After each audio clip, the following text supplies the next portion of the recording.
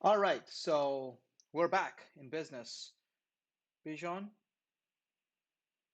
is your kitty cat still there?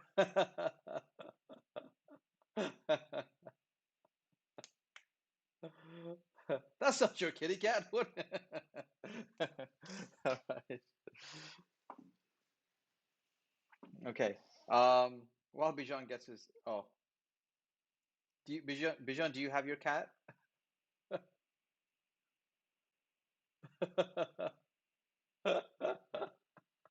Important things first. So while Bijan is getting his cat, um,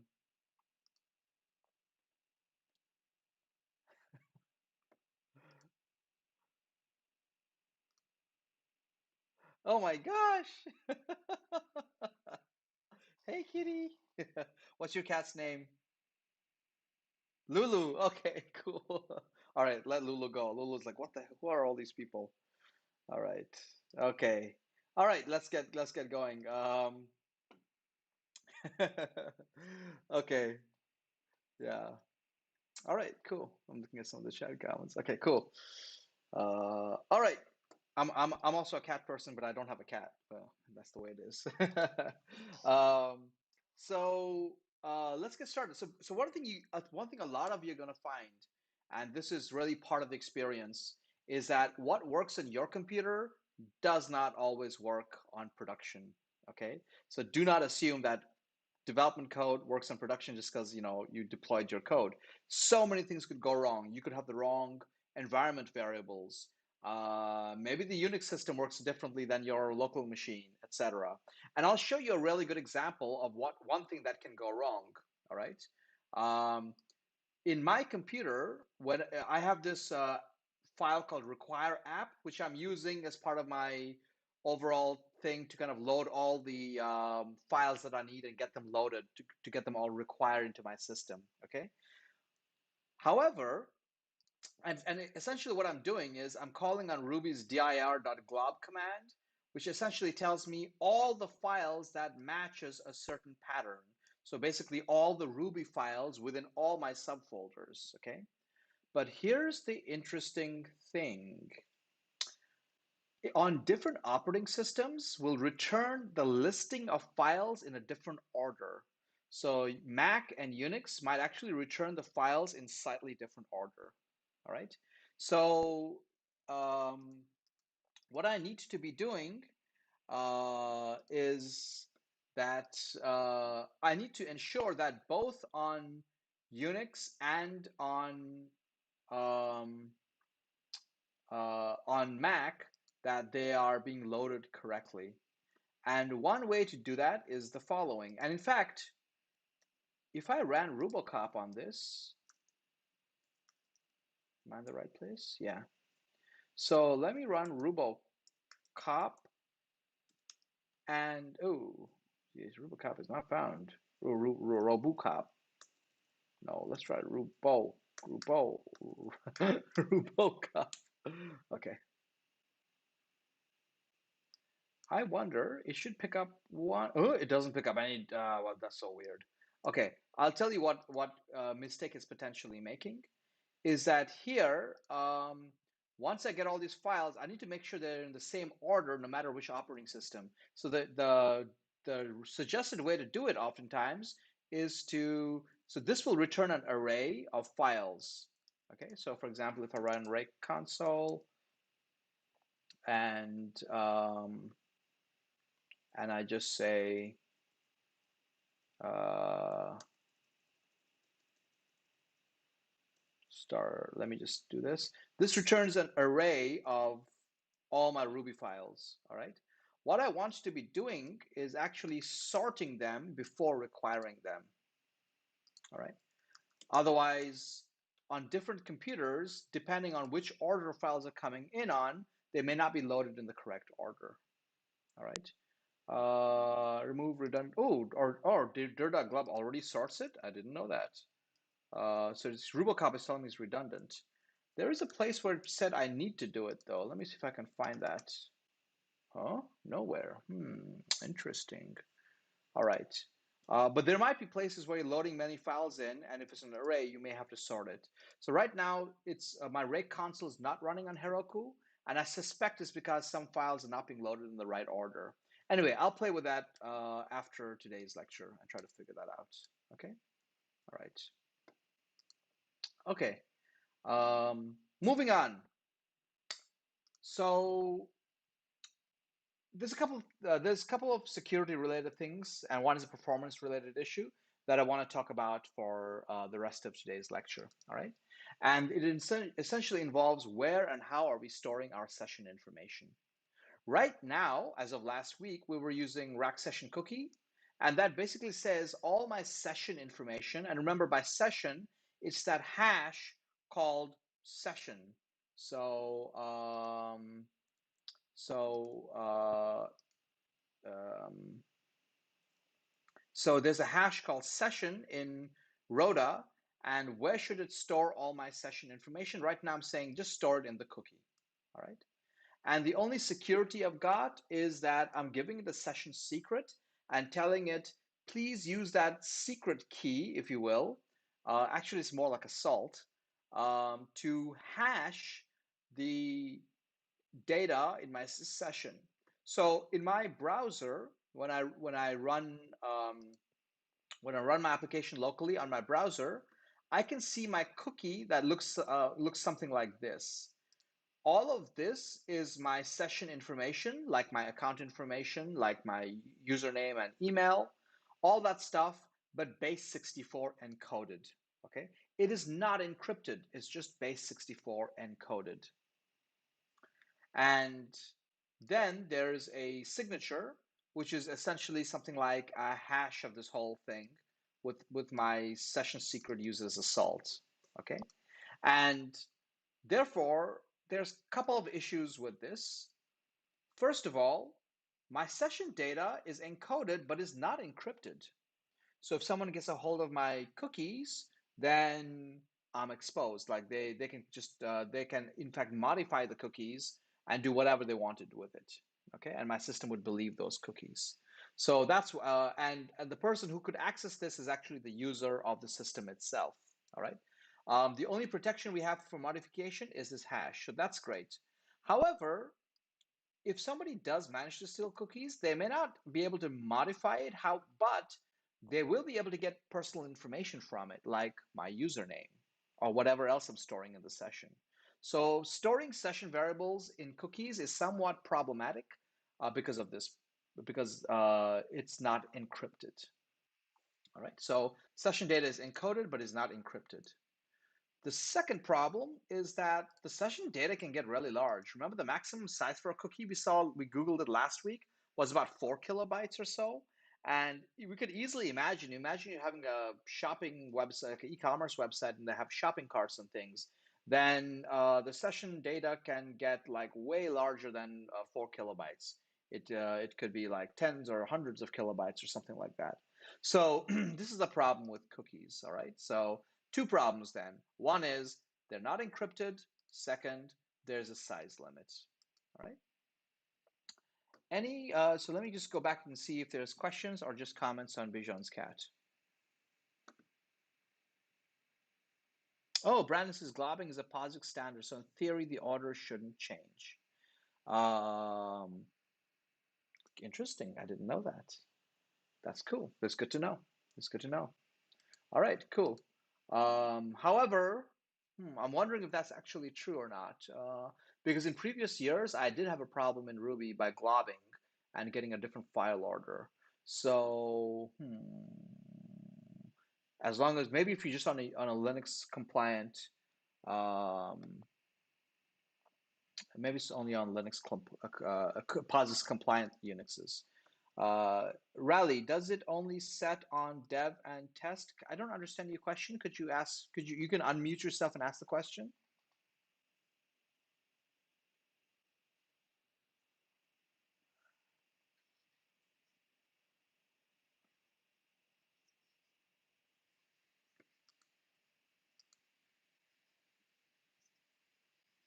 Oh, yeah, okay, got it, got it. Thank you. All right, yeah, you are right. I'm only setting up cookies in development and test because I'm going to do something different for production, and I'm going to show you that today. Okay, all right, cool. But I think you'll recognize it from my other class with a little difference. So I want to talk about these two issues. Cookies are not encrypted, so they do contain personal information. Anyone who knows what base64 is can decode it and see it.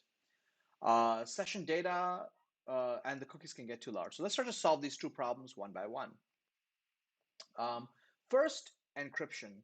Uh, since we have data that is leaving our system, in this case in the form of a cookie, in future in the form of other things potentially, we should start encrypting encrypting data that is stored or transmitted outside of our system to places, not just our database. We already encrypted our database, but for any other purposes.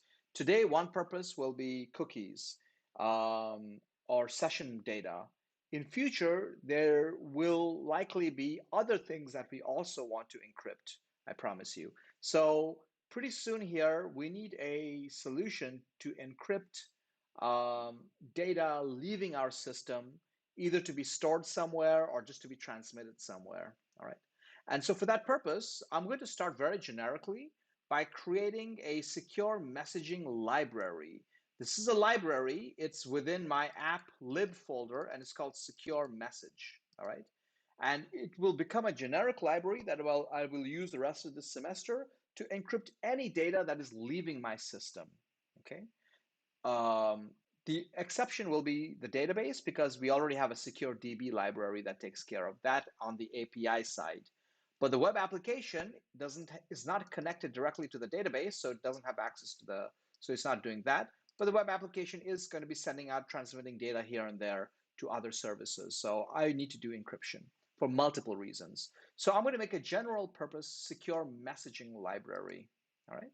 And it looks a lot like SecureDB on the web API. It looks very similar to that, in fact. Okay, so here's my secure message library. Excuse me, and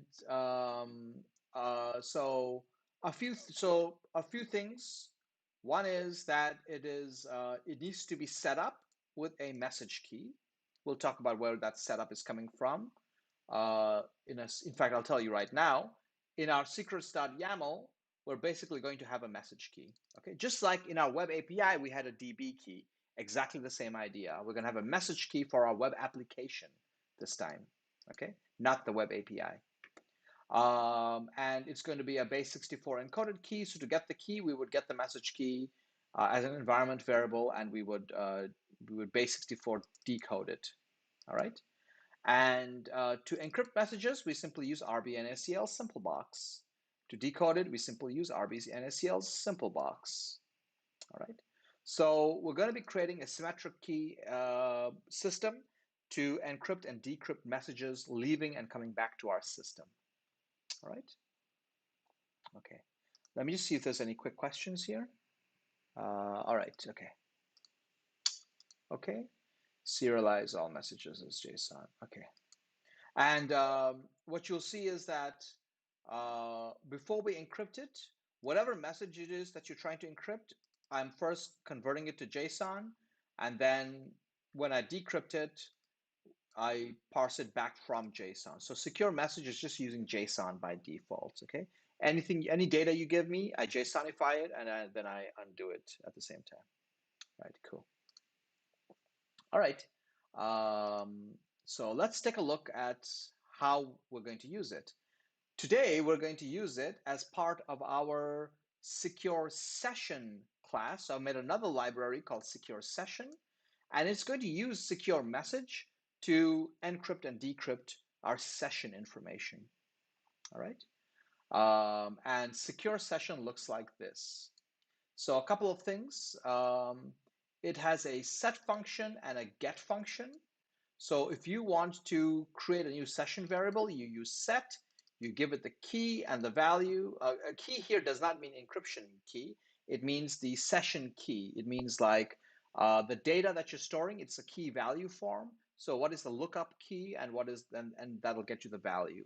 All right. So if you want to create session variables now, I will ask I will, as a developer, I will use the secure session class to create those sessions. All right. And essentially, you pass in the session hash, you pass in the session object to secure session when you create a new secure session. And now, when you have some data you want to put in the session variable, this system will do that for you, with the special thing being that it will encrypt the value. Okay, and when you try to get the data back given a key, it will try to decrypt that value. All right. So this is what secure session does. And secure session is essentially, it's expecting you to initialize it with, I'm calling it a session object, but it can be any object that behaves like a hash variable. Okay. In fact, with secure session, I could even pass in a hash object like hash.new, and then I could take some data like this hash object, and I could say, please create a secure, please secure this information for me. All right. And it'll create an encrypted form of that. And then later I can say, please get back for me this current account that I set earlier. And that'll get back for me a Ruby hash that I had originally created. All right. So secure session is going to be basically a wrapper around my session hash, and it's going to do encryption and decryption of the session data for me. All right. Secure session also comes with this little helper function. It's a class level method called generate secret, which I can use later through my rake file to create a more suitable session secret. So for example, in my app, I can run rake session generate session secret. Do you mean? Oh, excuse me. I've typed in the wrong command. All right, and that basically tells me, this creates me a new random session secret that I could use. What I will use that for is I will generate one of those and put it into my secrets.yaml as my secure session secret. Okay, not in development and test, but in production. For production purposes, I could create a really good session secret, not a stupid one like in my not a stupid one like I have in my secrets.yaml just for testing and development purposes. All right. Okay. Um, let's see how to use this. So um, I've got to set up secure session and secure message in my configuration block of environments.rb. Okay. Essentially, what I'm doing is in environments.rb, I'm going to set up secure message, and the setup function of secure message essentially, excuse me, let me go up one slide. Of secure message is where I pass in the message key, and secure message will hold on to that key. Okay. And so in environments.rb, where I'm kind of defining and configuring my system, I'm going to set it up with the message key. All right. And that message key is coming from my environment variables, which the Figaro gem will load from secrets.yaml on my local machine. As we saw a couple of weeks ago, it's a very good practice to delete the key from the environments variable after you've used it, after you've read it in. Okay. Why? Again, because all the other gems that I'm calling, or any other processes that I call for my application, can all read the same environment variables my application can read. So if they are doing something weird and they're sending back my environment variables to their own local server, they're going to get all my keys and stuff that are in my environment variables. Okay. So for that reason, I delete keys as soon as I've kind of read them in. All right. Now, anytime I need to use the session object, I simply wrap it with the secure session class I made, and then I call the appropriate get, set, or delete command on it. All right. So last week, I had in 3 places in my code, I had called session and created this new current account um, key in my session with the current account information. And now what I'm doing is in those three places, I'm replacing those commands with secure session. So now when I create a session variable, it's encrypted. It encrypts the data. When I get it, it decrypts the data.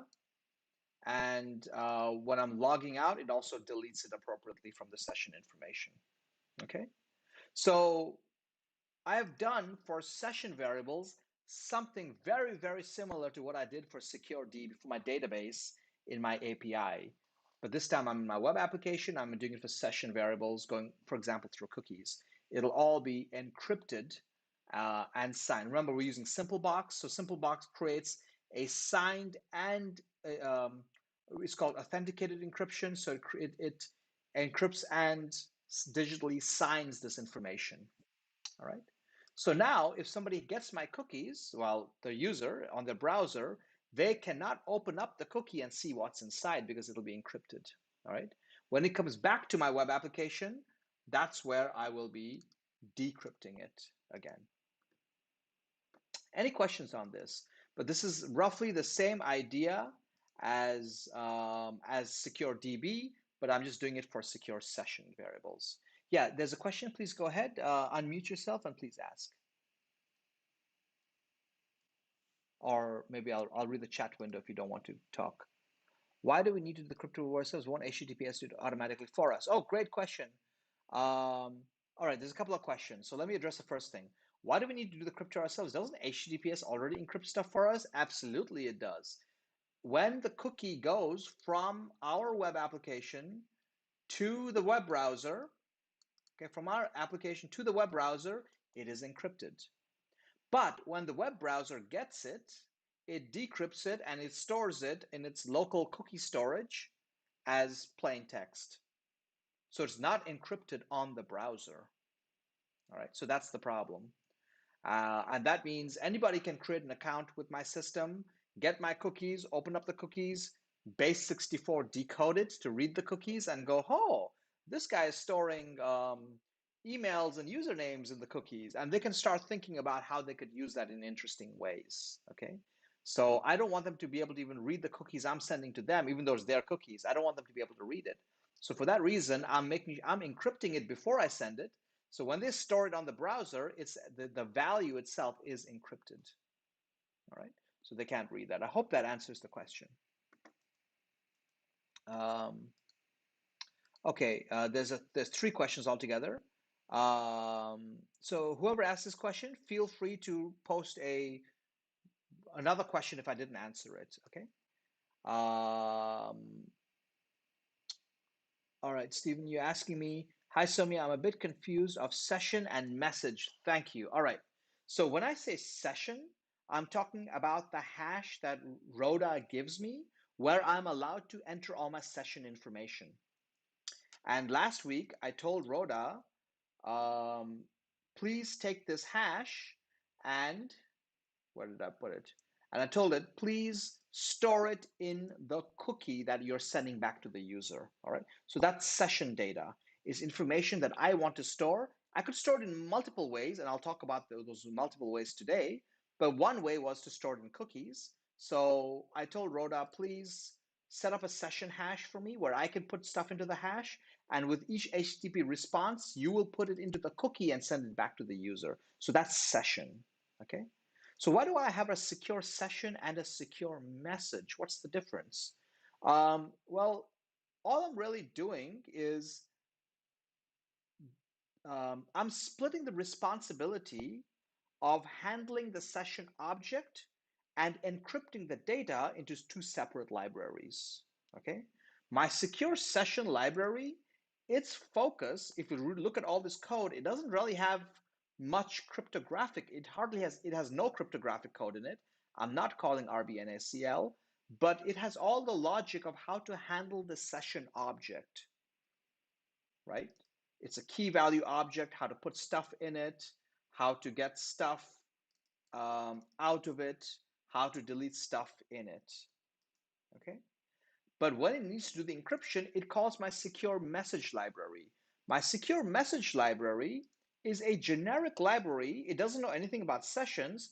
It only knows, excuse me, um, my secure message library doesn't know anything about sessions or it's a hash or this or that. It only knows how to encrypt data and decrypt data. That's all it knows. So it's just a good architectural practice, if you will. I'm separating two concerns. One is how do I get, set, and delete session information? And the other is how do I encrypt data? I could put those together into one big session, secure session class, but then my secure session class will have like all kinds of code in it, code to do cryptography, code to handle session objects. It'll be a big mess. So this way, all the crypto stuff is in one class called secure message. And Stephen, you will see in coming weeks, I can reuse this class for other places where I need to send data out of my system. So I'll be able to reuse this secure message later. Secure session uses secure message to handle the session object. All right. So Stephen, does that kind of answer your question a little bit? The difference between secure and message? Go on. Okay, thank you. All right. And Ismail asks me, by the way, Ismail is an alumni of our class. He's out working in industry now. Ismail, are you online? You're here right now? Feel free to unmute yourself and introduce yourself if you would like, unless you're at work. Okay, okay. I will not ask him to do that quite yet. Um, go ahead, Ismail. Yes, it's working.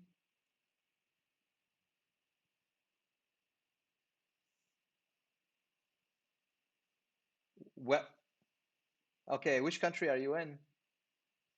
In Belize. Okay, fantastic. And when did you take our class? 2017. Cool. And what are you doing these days?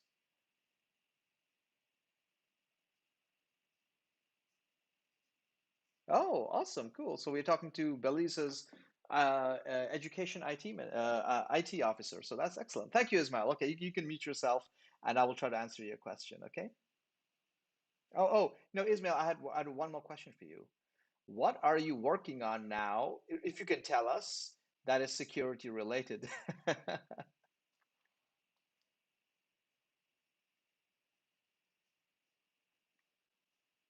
Oh,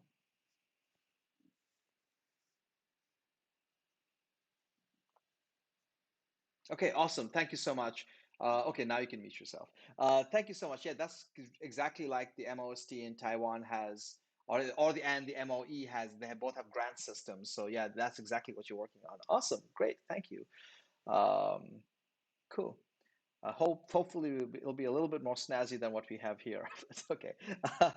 All right. So Ismail's question is, don't we still have the limitation of cookie size? We do, and I'm going to address that next, Ismail. So please wait for my response to that. We have a hand going up right now. So I thought we had a hand. If anyone has a question, please raise your hand again if you had a question. Yeah, please go ahead. You can unmute yourself and ask, or you can just type it in the chat window. Oh, it seems a different assumption of threat model information. Assume that our browser are not secure. Thus, do optional encryption and additional latency overhead or develop. Um, okay, this is a complicated question. So I am basically not trusting the browser, and I'm assuming that somebody could access the cookies on the browser. Okay, that may not be true. Like, listen, many years ago, I could actually find where the cookies were stored by each browser in my file system, and I could read them in plain text. That was a long time ago. Modern browsers are hopefully using some kind of internal secure storage. Hopefully they're encrypting it within themselves. Okay. Of course, it's not encrypted from the user of the browser. The user of the browser can still open up the cookies and see what I'm storing in there. So if I'm ever storing sensitive information, it leaks a little bit of information about what I'm doing with cookies. Okay. If the browser that the user is using is not encrypting it, then that means any process running on their computer can go look at the cookie file and read it. So I don't want to trust that the browser is doing its job by encrypting it properly. So I'll be encrypting it for it, okay? And as you'll see in a second, cookies are not the only place I can store session variables. So the setup I just showed you of encrypting the session information will be useful wherever I store the session data in future. Okay, so so can I think that does that answer your question? Yeah. Okay. I hope so. Okay. Um, Oh, it seems costly to do the encryption 2 times. Well, you know what? The good news is we're doing symmetric key crypto. Symmetric crypto is really fast. It's not very slow at all. Okay. So I don't think it adds a huge amount of overhead at all, actually. All right. So I think the added security is well worth it. All right, is well worth it. And I'll show you a story. I'll show you what I'm going to do next, and then it'll make more sense. All right. Okay, so this is crypto, and we've now encrypted our session data. So even the person on the other end handling the cookies cannot read our session information. Um, okay, and I covered this slide as well. All right, let's move to the next point, which is Ismail's concern, and maybe everyone's concern. Cookies have a limited amount of space. How much can I possibly put in this cookie? It's only about 4 kilobytes. That's not a whole lot. So we don't have to put our session information in the cookie. Right now, we're using a cookie solution where if you were to look into the cookie itself, let me see if I can kind of set this up on my local machine. Rake run dev, rake run dev. Oh, hold on. I have to undo something very quickly in my code because I'm close your eyes, everybody. You're not seeing what I'm doing. Okay. Uh, okay. Hopefully this will work. And let me go to my local host 9292. All right. And let me log in. And I'm getting better at typing that password. And now that I'm logged in, let me quickly inspect my browser storage. In my browser storage, you will find an extremely large cookie. In fact, let me open this up in text edit or something.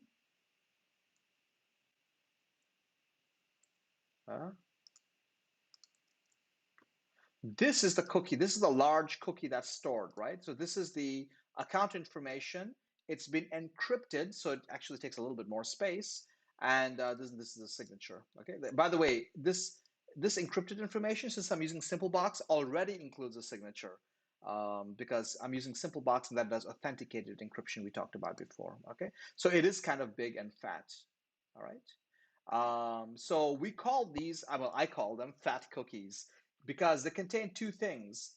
They contain a session ID, they contain an ID number of which session variable is this, and they contain all my session data. All right. So this is this is a big fat cookie. All right.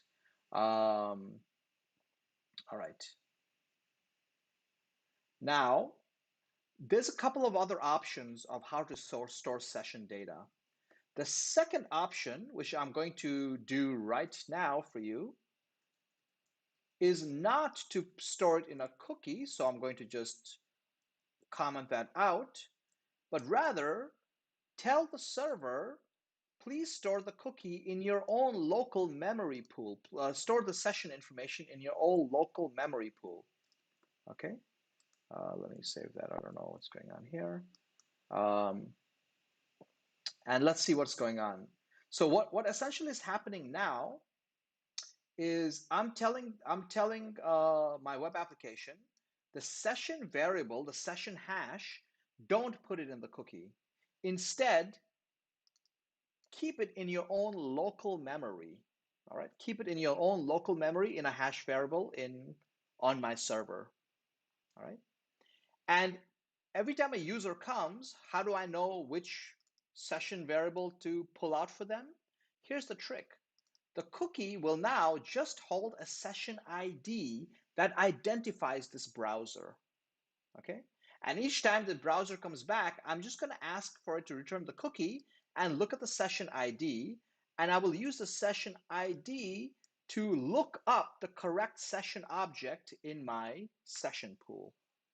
All right, so let's do this, and let's go back and redeploy this. All right, so let me go back to the home page. This time I'm going to log in, Soumya.ray. Okay.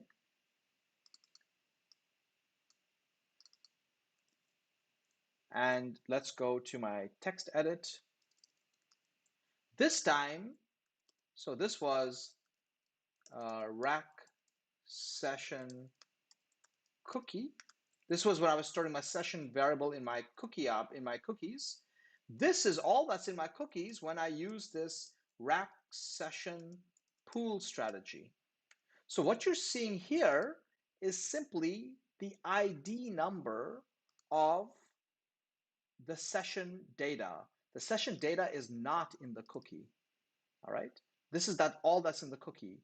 What Rhoda does now is when it gets this ID number back, it looks at the session hash in local memory and uses that session ID to retrieve the correct session information for this user. All right. So in this way, I am not limited by the size of the cookie, 4 kilobytes. I'm just putting a key in there and nothing else. And all the data is actually on my server side. All right. And the server has it also. I have unlimited storage. Well, I have the limits of the memory of my local server. All right. The the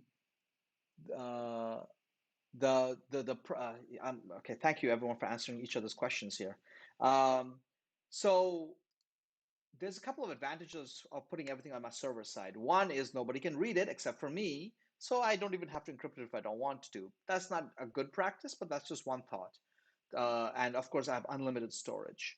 The downside is this. There's a couple of downsides. One downside is if my web application crashes for any reason, all that session information is lost. Okay, so that's a vulnerability of storing session information on your server side, is that if your server goes down or your application crashes, you lose all the session data. And the users who were logged in are suddenly logged out. We don't recognize them anymore. So it's a little problematic. But there's one more problem too, and let me kind of describe that to you. Okay, so this is the slide describing session pool. So in session pool, it's stored in a local memory pool, and the only thing in the cookie is a session ID. And Rhoda will intelligently return the right session data for me based on this ID. Okay. So I said one downside is if the application crashes, then I lose the session information. But there's another downside, and to me, this is a bigger downside. If I scale up this application, remember, I can tell Heroku, please make, I can tell it, hey, my web application is a little slow. There's too many people coming in. Could you scale my web application up to 3 machines? And what what Heroku will do is it will create 3 machines which are running my web application simultaneously. And every time a browser comes in with its cookie, a load balancing service will send the browser's request to one of these 3 and try to maintain the level of the 3 servers to be fairly similar. So none of them are being heavily accessed, okay? But here's the problem. Imagine a user comes in and logs in, okay? And I create a session variable for them with their account information in session pool on this machine. And I return the session ID in the cookie. And then a few minutes later, the user comes back with that same cookie. If the load balancer sends them back to the same machine, then I will be able to retrieve their session information. But If the load balancer sends them to a different machine, then I don't have their session data in that machine. So that machine is going to say, hey, I don't know who you are. Sorry, log in again. All right. So I can't really scale up the solution of storing stuff on the server side. All right. And to me, that's the biggest downside of using session pool. If you know you're only going to use one machine, go ahead. But if you feel that in future you need to scale this up, it's not going to work. All right. So this is the problem with session pool. Any questions about session pool? I'm going to take like a 10-second break here to see if anybody has any questions about session pools, how it works, what it's doing, the upsides and the downsides.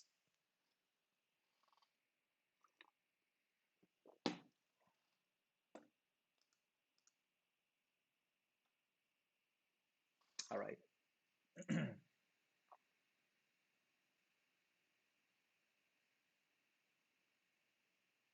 All right. Okay.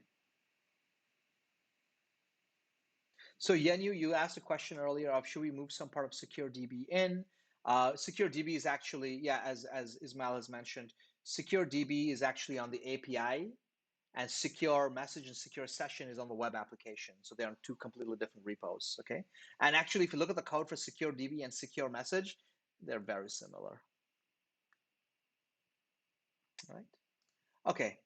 If there's no other questions, I'll move on. Let me just make sure I didn't miss a question here. Okay. All right. So secure session rack session pool is cool if you trust that your machine will not crash.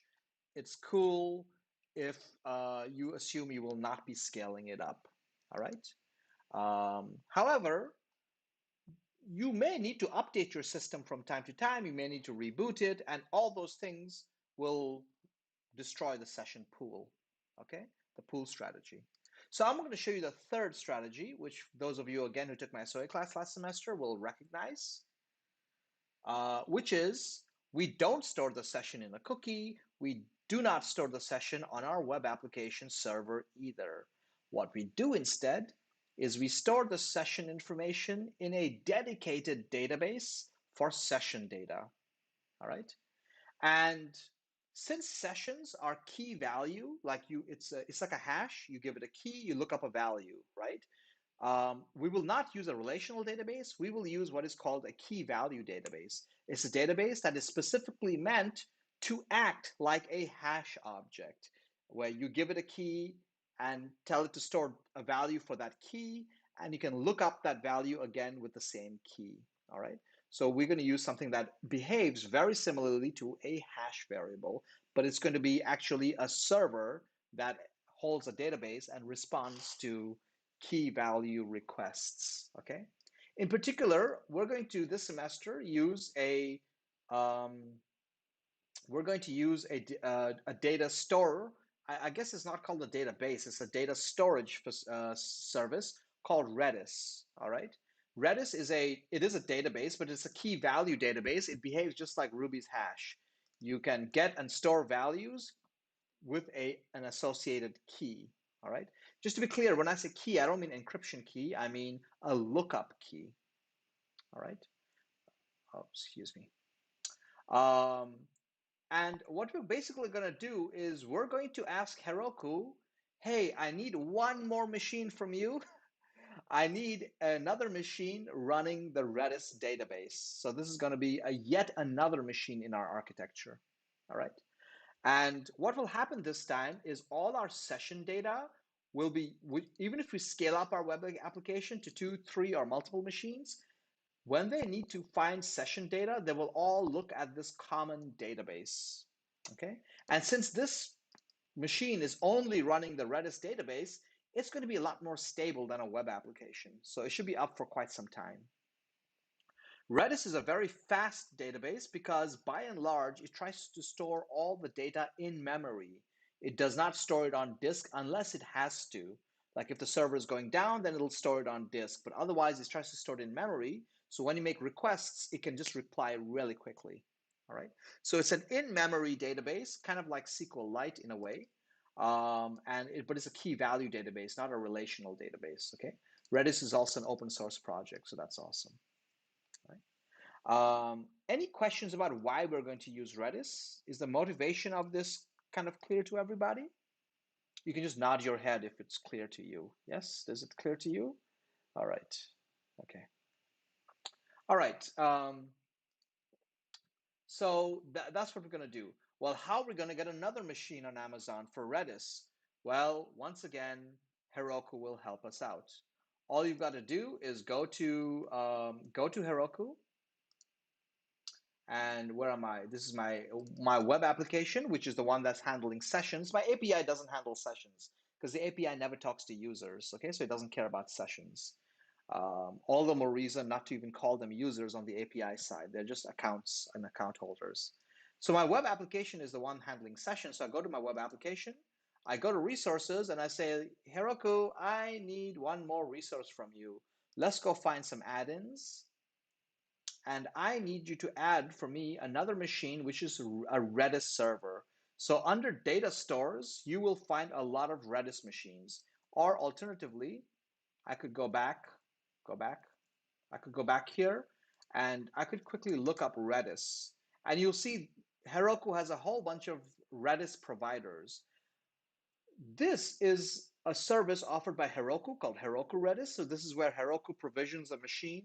It sets up a new machine on Amazon for you just for Redis, and they manage that for you.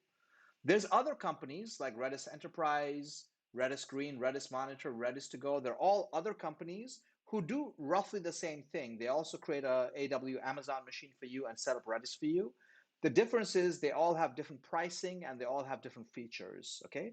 But they all offer the same database service for you. This semester, I'm just going to use Heroku Redis. All right. So you have to set up, and once you click on it, it will provision for you a Heroku Redis machine. And how do you access the machine? In your settings, in your configuration variables, Heroku will automatically add two URLs for you. They're basically URLs to the Redis machine using the Redis protocol. All right. So it gives you the URL of the Redis machine. It puts it into your environment variables for you.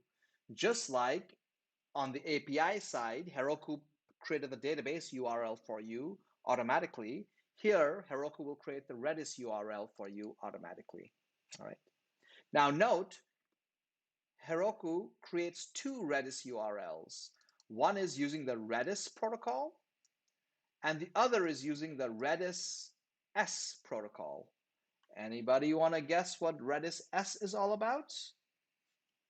Well, I'm going to spoil it for you. It's since the key is already the environment variable is called TLS URL.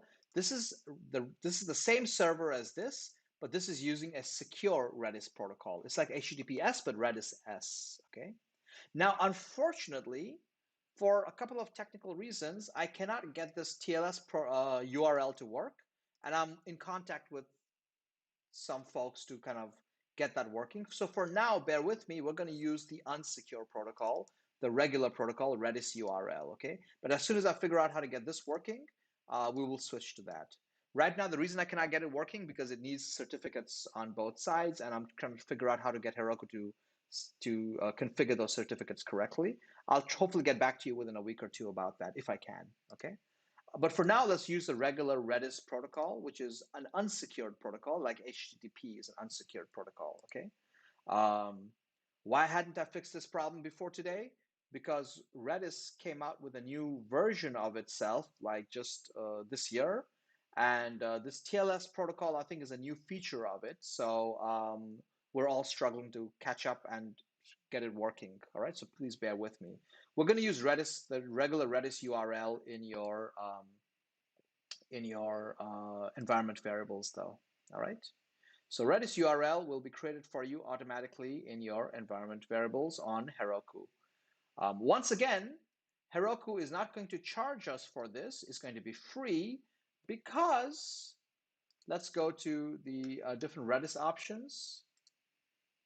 Oh, no, no, no, no, no, no, no, no, no, no, no, no. I don't want to set up a new one. I already have one. Let me just go show you what I'm talking about here. Let me just go to Heroku Redis.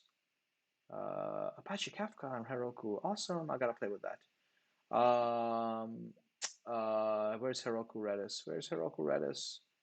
Redis. Redis. There's a lot of Redis providers. Redis Green, Open Redis, Heroku Redis. So it's free with a couple of with some big limitations. The free level of Redis that Heroku provides you only gives you 25 megabytes. That means all the session data of all the users combined cannot be bigger than 25 megabytes. Okay, so that's a limitation of Heroku Redis for free. If you pay for it and make it $15, then they give you 50 megabytes, 100 megabytes. How big is your credit? How much credit do you have on your credit card? Okay, so we're going to use a free one because 25 megabytes is more than enough for actually for several thousands of users. So we're okay for now. Okay. By the way, notice Heroku has this limitation, which I'm not happy with. Heroku and a lot of the associated services it offers can only be deployed either in the US or Europe. They don't have an Asia deployment yet. I hope that changes. As of 2 years ago, they didn't even have a European deployment. So I'm hoping in the coming years they'll have an Asian deployment as well soon. All right, probably in Japan if I guess correctly. All right, so set up Redis, and it'll automatically put a Redis URL in your environment variables for you. All right. And what I do is I copy that Redis URL and I use that same URL for development and testing. Though if you want, you could provision another Heroku Redis and use that URL for production for development and testing if you wished. Okay. But anyway, for development and testing, I just put the Heroku Redis URL in my secret study YAML file. I've got to tell you something though. The database URL and the Redis URL, they can change at any time. So if you're like debugging one day and you find, hey, I cannot connect to Redis, it might be because on your development computer, on your local laptop, the Redis URL is no longer valid. Go back to Heroku and copy the new URL if you find a problem. All right. Okay. So how do we use Redis now? It's shockingly easy to use. In fact, if I have my Redis URL let me get it and play with it very quickly. I'm going to expose the URL on screen, which is really problematic because as I'll show you in a later slide, I don't know where. Oh, did I already show you on a previous slide? Um, excuse me. I think I do not. Sorry, I'm trying to find a slide here. Oops, I think I deleted that slide. Okay. So one thing you got to be very careful about is the Redis URL and the database URL for Postgres. They not only contain the address of the database machine, that URL also contains your username and password to that machine. So they are extremely sensitive. You cannot expose them. All right. So that's one of the reasons whenever I use one of these, once I'm done using it, I delete it from my environment variables because they're very sensitive. Anyone can access them if they have that URL. It's got your username and password built into the URL. Okay, so they're very dangerous. All right. So for demonstration purposes only, I'm going to use that URL really quickly now to access Redis. But actually, what I'll do is let me go to my code, and what I'll do temporarily is when I've used up the Redis URL, I am not going to actually let me keep this like this.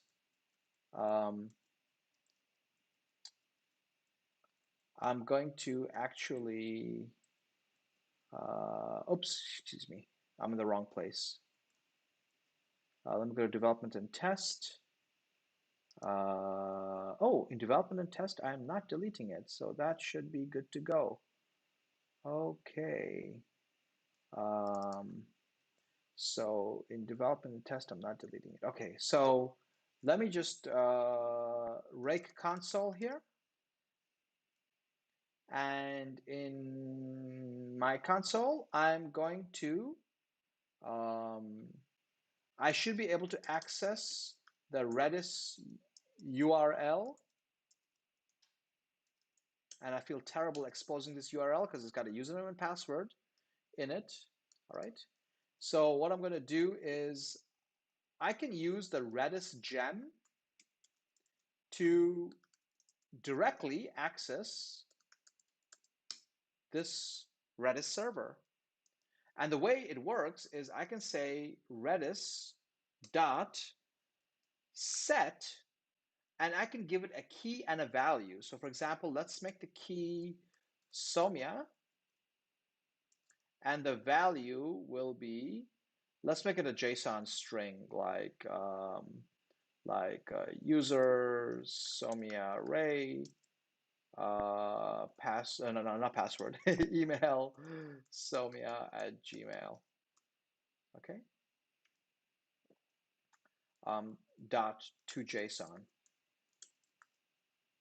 Okay. Okay. Now, if I want to get this, and this will now be on my Redis server. It's on the Redis server now. It's not on my local machine. If I want to get this value back, all I have to say is Redis, could you get the value for Somya for me? And it'll give this to me. Okay. And then I can JSON.parse that whole thing. All right. So that's how Redis works. All right. It kind of acts like a hash with a get and a set function. By the way, Ruby hashes, let's make a little Ruby hash. And I'm just going to kind of copy this. I'm just going to make a Ruby hash. Ruby hashes can also use, ruby.get, h.get, bad URI. H is a Ruby hash, h dot, I thought it has a get user. No, apparently it's not happy with that.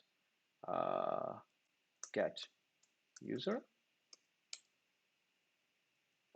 No, oh, I've got mocking going on. I won't get into it. Okay, but hashes generally behave like this, but I've changed my system a little way, so it's not behaving like that right now. Okay, but so that's how you use Redis and how you can talk to Redis. To delete stuff on Redis, so while I'm here, I can say Redis, what are all the keys on Redis? And this tells me all the keys. These are keys from some previous sessions I have. This is the Somya key that I set. Okay, and I can actually delete all my keys. I can do Redis, go through all the keys and delete each key. So now Redis.keys, I've just wiped out my database, my Redis database. Okay, all right. So that's Redis. All right. How do we use this to store session variables?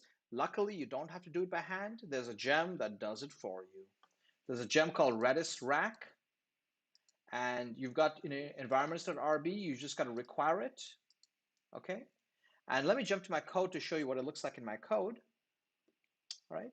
So what I've said is in production, please use rack session, and this time not rack session cookie or rack session pool, but rack session Redis. This is made available to me through this rack session Redis library that comes with Redis rack gem. Okay. So in production, I'm telling it, please use the Redis URL to set up my sessions to all be stored on Redis. That's all you have to do. Notice on production, I'm also deleting the Redis URL as soon as possible. On my local machine, I could also do the same thing. So if I wanted, instead of doing rack session pool, I could do the same thing. All right. And now, if I was to log in and do things, my session variables would simply be stored on Redis instead of on my local memory pool. All right. I'm going to take a break. I'm going to take a quick second to look at some questions. Okay, there's no questions. Just people saying hello to each other. Any questions so far on what we have discussed?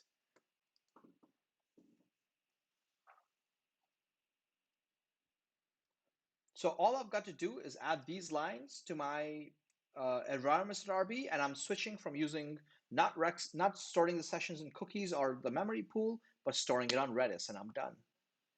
That's it. All right, so that's a pretty easy setup. All right, just once again, careful, delete your URLs because they contain sensitive information. Delete the environment variable when you're done using it, okay? I also tell you now that in my configure, I call secure session and I give it the Redis URL. I don't delete it here because later in that same file, I will pass it to rack session Redis, and that's where I delete it. Okay, so when I'm done using it, I delete it. Okay. I've also created some helper rake commands for sessions.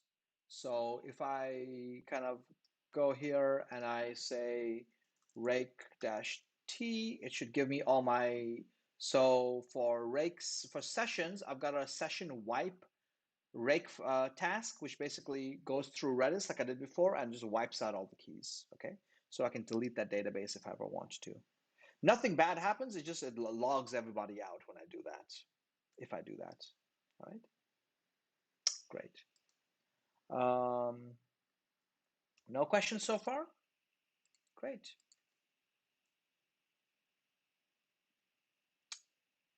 All right. Distributed session variables. Oh, okay. All right. Just want to make sure I've covered everything. Okay, cool. So with that, let me see if I've gotten, where am I? Okay. Oh, and I mentioned before that I am now allowing users to register with my application to create accounts. I did that so that even in production, I can create accounts and play around with it on my production server. Of course, the way I'm doing it is extremely risky, and it's just a temporary solution until next week or so, or next week or the week after, when we will do registration a much more secure way. But essentially right now, it's very basic. All I've done is in my web application, I have created a registration page. Okay. So in my, let me close this. In my web application, I've created a registration page. And that essentially allows people,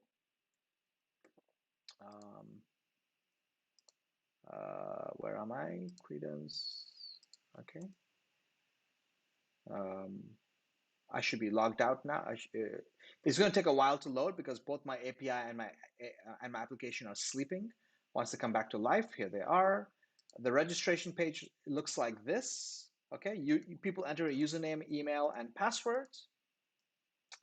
And when they submit it to a route called they post that form to auth/register in my web application. And what my web application does is, let me go to the auth controller. Okay, so for registration, here is the post route. The get route is simply just shows the registration page. The post route essentially calls a service object called create account. And let me show you what create account looks like. Create account is just a service object in my web application. And what it does is it makes an HTTP post request to my web API saying, can you please create this user in the database? And my web API is now listening to a route called API v1 accounts with a post method. And if you post a username, email, and password, it will essentially just create a new account for you. So you're welcome to look at my code to see how I did that. Obviously, this is a stupid way of doing registration because if you do it like this, then anyone can create an account even with fake email IDs. So that's problematic. So in coming weeks, we will look at the registration process in a little bit more detail. I just made a quick and dirty one for this week. All right. All right. Okay. Any questions so far? Not yet. All right. So this is our new architecture thus far. We now have what are all the players? Of course, we have our users, quote unquote user, our account holder, if you will, who is the person we trust. We have the browser, we have a web application, we have a web API. The web API is in charge of the database. The web application has its own data store to store sessions. Both the session store and the database are encrypted. Okay. Now, Ken asked a question earlier about why encrypt sessions. And I said I'm not even comfortable with unencrypted sessions being on the user's cookies. I'm also uncomfortable with session data stored unencrypted in the session store, in this case, the Redis session store. For the same reason, I'm uncomfortable to put data in my database unencrypted, okay? And the reason is this Redis session store can get hacked into one day, all right? Somebody might figure out my username and password. If they watch this video, they can see it. Somebody might, or something else potentially, all right? So somebody could get hold of this data source. Like I say, for any type of data storage, assume it's been compromised already, all right? And assume people can see it. So I store everything in there in encrypted form because I don't trust that that session store will be secure forever.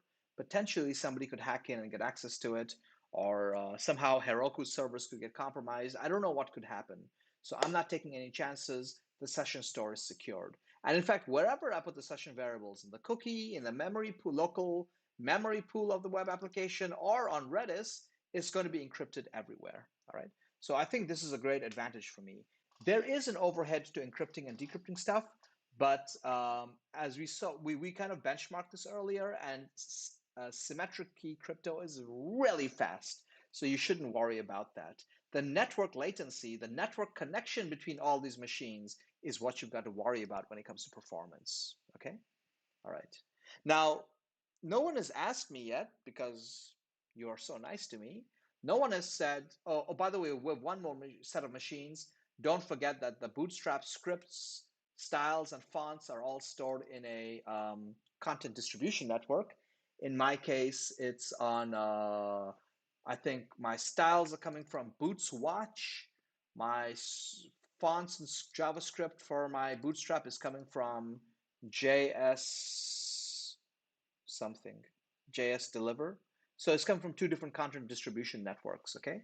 CDNs are beautiful because they have machines all around the world. When a browser wants to access these styles and scripts, it finds a machine that is closest to that user. It might be even in the same country or the same region as that user, okay?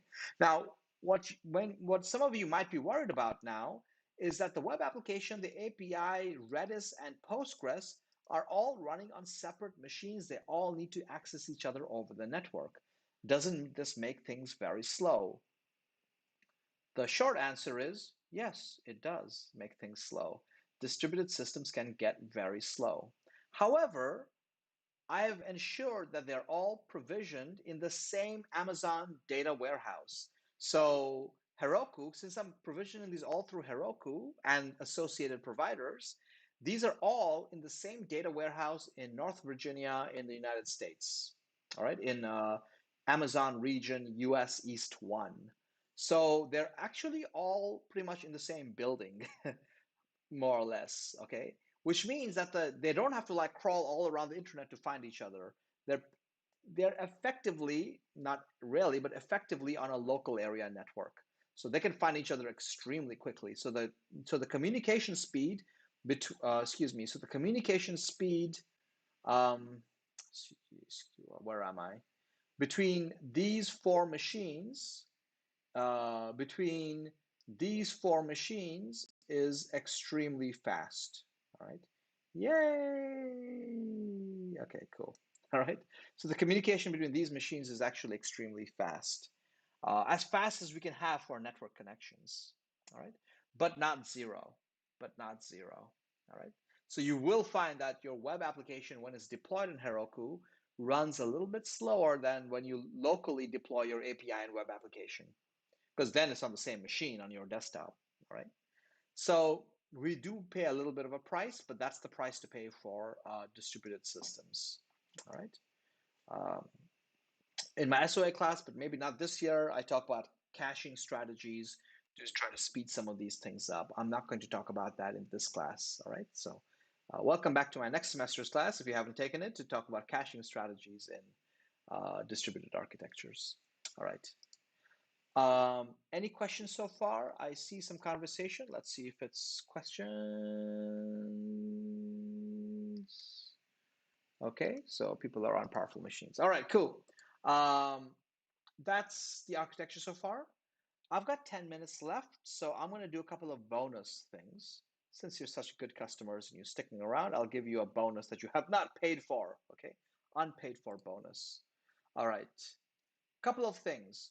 No one has asked me, aren't we going to write tests for the web application? Because we wrote tests for the web API. And in fact, for many of you, you are now confident in developing the web API because you've got all these tests that back up what you're doing. Unfortunately for us, the web application is complicated to test because on one side, it talks to a browser, which is hard to simulate. On the other side, it talks to web API, which is another machine or another server. So testing the web application is a little complicated, all right? In my SOA class last semester, next semester, I talk about how to simulate a user experience, how to actually simulate a browser. So we actually create a virtual browser, not a virtual, we create a real browser, we simulate a user clicking on it and doing things and conducting transactions, and we write tests, which we call behavior-driven tests or acceptance tests, on an actual browser, and we automate that browser experience, so which is kind of powerful, okay? We're not gonna do that for this security class because I'm not getting into that kind of stuff. What about the web API? So unfortunately, we cannot test the browser interaction with the web application. What we could test potentially is the web application's interaction with the web API. And let me show you a quick and dirty way of doing this. I mean, one thing you could do is you could set up your web API, set up the web application, and run tests where the web application talks to the real web API. It'll be a nightmare because you know, every call to the API could change the database. That could affect your next test. It gets messy. So I'm not going to discuss how to do that this semester. But I'll show you something easier, and it's a little bit of cheating. So in this week's repo, I'm going to share with you some simple tests, and all I'm going to be testing is I'm going to be testing this service object of authenticate account. This is a service object in my web application, which talks to my web API and says, hey, here's a username and password. Does it work? Is it correct? Okay. I'm going to test this service, service object. What I'm going to do, however, is I'm going to, instead of talking to the, so when I call authenticate account. So let me go to my authenticate account in my web application. It's in my services. Where are my services? Authenticate account. Okay. So when I look at this, what it does is it sends an HTTP post request to my web API. All right. And what I'm going to do is I'm going to create a fake API. I'm going to fake the API. All right. And the way I'm going to fake the API is I'm going to use a gem called webmock. Mock has a couple of meanings. One is to make fun of somebody, but the other is to fake something. All right. So webmock can fake web interactions. It can create fake web app interactions. And this is the way it works. I'm going to require that in my tests. And then before I call my service object, I'm going to tell webmock that, hey, if anybody tries to send a post request to this URL, notice my API URL is in my secrets.yaml. So if anyone tries to talk to my API on this route with a post request with this body with this HTTP body of the request, then return this in the HTTP response body with this in the headers. So essentially what I'm telling Webmock is if anybody makes exactly this request with this in the body of the request, then return an HTTP response with this in the body of the response and with these headers. So I'm basically faking this interaction with my API's authenticate route, given that they're asking for this credentials to get authenticated. All right. So I'm just kind of creating a fake response from my API. And then I'm checking that my service object, so now when my service object is run, Webmock will intercept any HTTP traffic, and if it matches this, specification, the HTTP request looks like this, it will automatically send back this. And my authenticate account service object will have no idea that instead of talking to the API, it was talking to a Webmock. It was talking to a fake API. All right. And then the tests continue. I just want to make sure that this service object is parsing everything correctly and giving me the right results. All right. And I have a similar test here with a bad request where I'm sending it some it's like the French or Spanish word for bad. I'm sending it bad credentials and I'm sending it like the wrong password for this username. And here I'm mocking that request and saying if somebody tries to make a post request to my API's authenticate route with bad credentials in the body, then return a 403 status message. And then I make sure that when I run this authenticate account service object, I make sure it raises this exception. All right.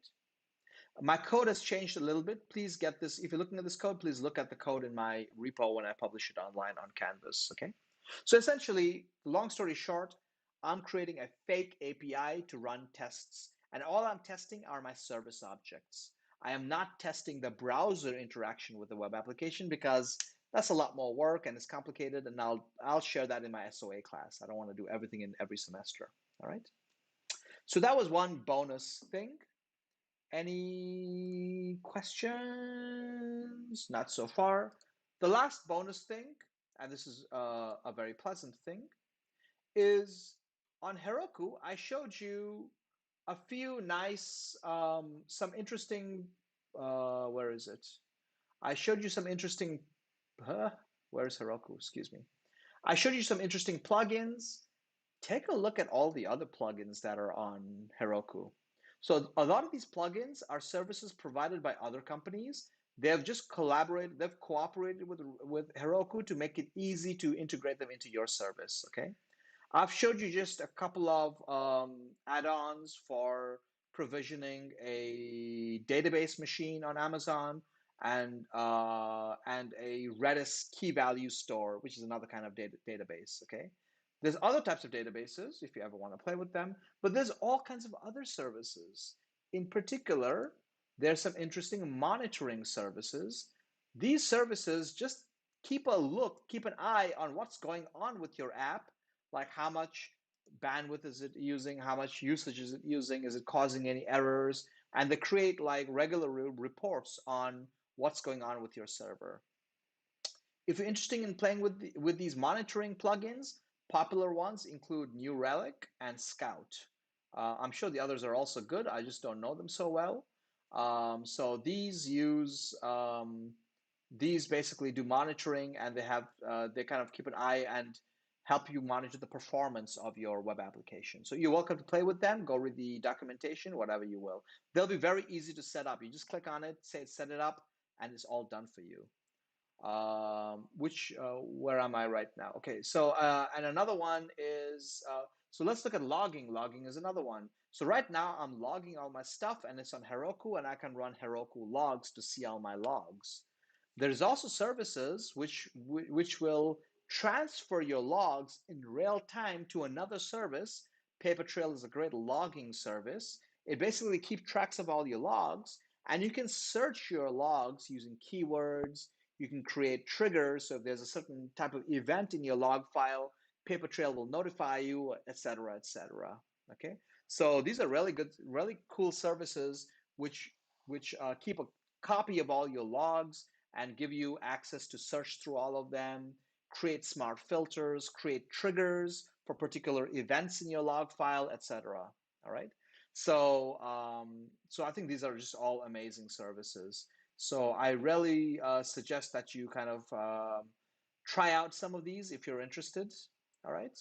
Um, and and let us know if you find some of them interesting.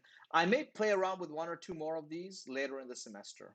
Okay, so a lot of cool add-ons, and many of them, most of them, have a free level service. They have some level of service that is free, and if you want more, then you have to pay for it. Okay, so they're all free to play with, and usually enough for a small business. All right. So you're welcome to kind of play around with all these different things they have. I haven't even looked into it. It's kind of crazy. They've got a bunch of security ones. I should play with these to see like what else they're doing. All right. All right, cool. Any questions? Otherwise, for today, we have added modestly to our security arsenal by looking at HTTP redirects and by securing not only our databases, which we did before, but things like session stores. Okay. I'll try to share with you some information about why this is so important later on. For example, you may have noticed that on the Heroku list of things, like I think for monitoring, for example, one of the services is SolarWinds App Optics. Anyone heard of this recently? SolarWinds was in the news because some hackers broke into SolarWinds and they stole a lot of data on a lot of different government websites which were in SolarWinds. Okay. So once again, people often don't hack into your application, they hack into these outside services that you're using. Data stores, monitoring services, logging services, which is why it's important to secure information on all these side services that you're also using. All right, because this is a popular source of hacks nowadays, is to hack into your third-party services that you're integrating into your application. All right, cool. I'll take a quick look at the chat window before we. Okay, Lulu's made another entrance. Um, yeah, absolutely. Yeah, and you cannot assume that just because you've got it on just because you are storing something on a separate service, it's safe. You cannot assume that. Secure everything yourself if you want to be sure. Okay, you cannot later say, "Oh, somebody accessed the Redis server and stole all my session data. Oh, I'm so sorry." That's not good enough for most customers. Most customers will say, "What? You screwed up, not Redis screwed up." Okay, so it's really your job to secure all this stuff yourself. Right? Okay, I am just about out of time. Thank you all. Do send me some messages on Slack to let me know how this Google Meet worked out for you.